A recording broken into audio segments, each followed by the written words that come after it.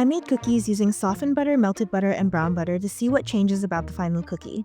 Welcome to Cookie Anatomy, where we break down each ingredient to figure out what makes the perfect cookie. But first, what is butter? Butter is an emulsion of fat, water, and milk solids.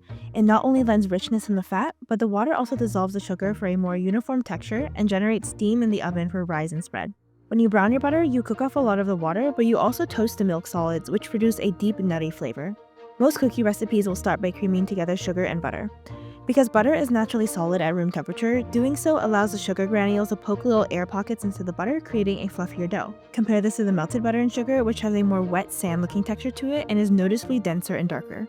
I let the brown butter come back to room temperature so I could take the same whipping technique as with the softened butter, but you can see that it still has a grainier texture and it ended up falling dense again after incorporating the rest of the ingredients. I baked all the cookies on the same sheet pan to control for baking temperature and time, and you can see that the softened butter cookies spread the most while developing the smooth sheen to the top. The melted butter cookie had a denser, more sunken in look to it, while the undissolved sugars in the brown butter cookie resulted in a rougher, cragglier top. But how do they taste? Okay, I have all three cookies. So I'm gonna try the room temperature first because I believe this will be the most gentle in flavor. It's still quite chewy. There's like a light crisp to the outside. We're gonna try melted butter next. This definitely has more flavor to it. Definitely getting a little bit more of an oily flavor, a bit richer. Okay, last is the brown butter. Hmm, definitely less outright sweet.